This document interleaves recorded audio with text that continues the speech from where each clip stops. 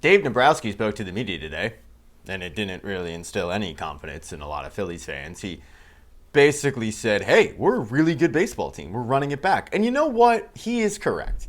They are a good baseball team. Like, they won, 96 games? You could make the case they were the second best team in the National League. And considering that the champion came out of the National League and they lost to the champion, like, look, the Phillies were a really, really good team. I think they got worse. I think the loss of Ranger Suarez is going to be felt at some point this season.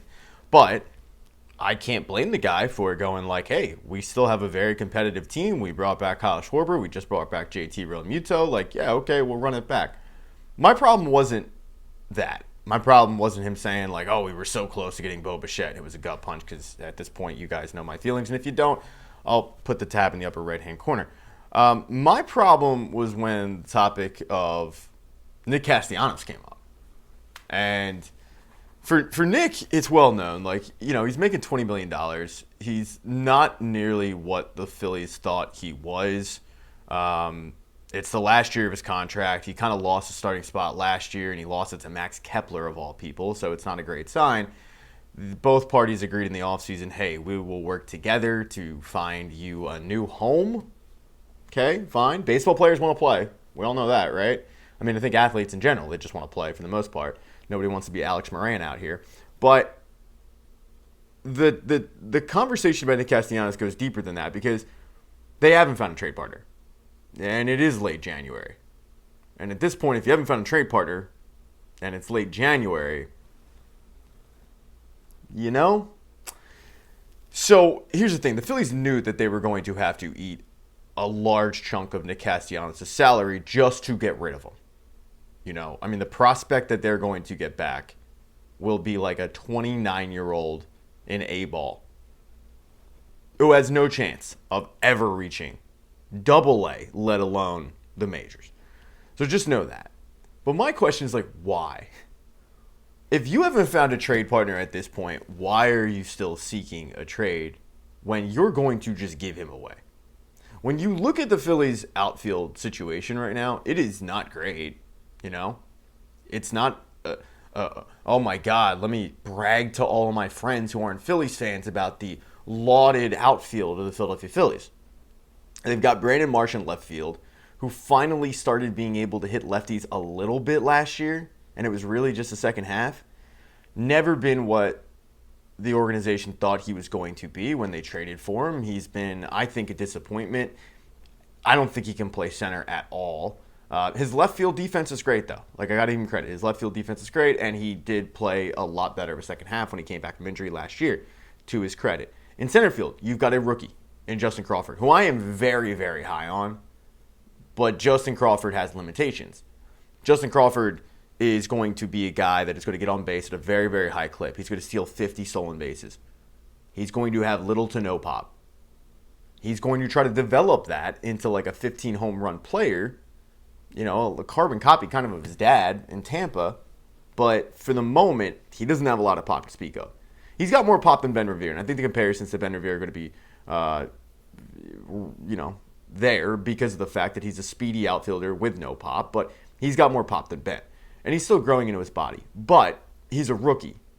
And we all know how Major League Baseball treats rookies nowadays. It's like, well, okay, kid gloves. I mean, can he hit against lefties? Can he hit against righties? And, it's gone are the days of like, hey, just go start. Now, I hope the Phillies do that. They said they're going to do that. Hope they're true to their word. They also said this is an organization that said that Trey Turner would hit leadoff. He did it for 14 days, and then they yanked him out of the leadoff spot, so who knows. And then in right field, where Nick Castellanos plays, you've got Adolis Garcia, who signed a one-year, $10 million contract, and Nick Castellanos, who's on a one-year, $20 million contract. So you have a $30 million situation in right field, and neither player are a sure thing. Nick, obviously, we know, and Adolis Garcia, we're hoping that he turns back into the player that he was for Texas a few years ago. You figure in the bandbox of Citizens Bank Park, it really should help him out, at least with the power numbers. Maybe he can become that. My point to say all this is they don't have any depth in the outfield. Their depth in the outfield is probably going to be like Gabriel Rincones Jr., former third-round pick, who is another rookie, by the way, who had a really, really, really good last 2 months of AAA at the plate. He was always a guy that was able to get on base at a very, very high clip, but he started putting it together at the plate. I think he's going to make the team. Otto Kemp, I mean, they just DFA'd Weston Wilson, but who's married to Weston Wilson? Well, we all know who's married to Weston Wilson. She's a dime. But they don't have any real depth. And I know the fans are going to want Harrison Bader back. The problem with bringing Harrison Bader back is he's going to cost you around $10 million-ish.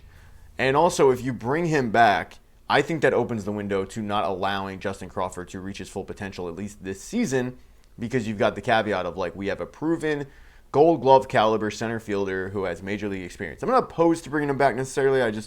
I worry in the long run about the progression of one of your top prospects in Justin Crawford.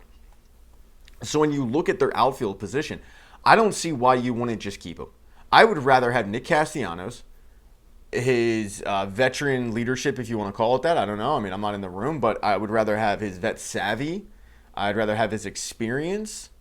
I would rather have all of that than quite literally giving him away, paying $18 million of his $20 million, saving $2 million, because you're not going to be able to find a player on the market with Nick Castellanos' experience for cheap. Like, hypothetically speaking, you take Nick Castellanos, trade him, eat $18 million. If you sign Harrison Bader for $10 million, well, it's a $28 million player at this point because you just gave Nick Castellanos away. It opens up the roster spot for Harrison Bader.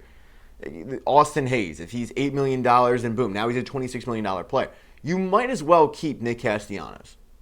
I don't understand the logic. You're very, very thin in the outfield. He can spell you in right field if Adolis Garcia, God forbid, sucks. And it's not like he was great last year. So if I'm Dave Dombrowski and I'm the Phillies, I'm going to Nick and I'm being like, dude, we couldn't really find you a trade partner. We'll continue to work on it. But in the meantime, you're a member of the organization. Come to spring training. Try to beat Adolis Garcia out for the starting spot. If you do, great. We'll promise you this many at-bats throughout the week. We're not married to this, but, we could have a platoon situation.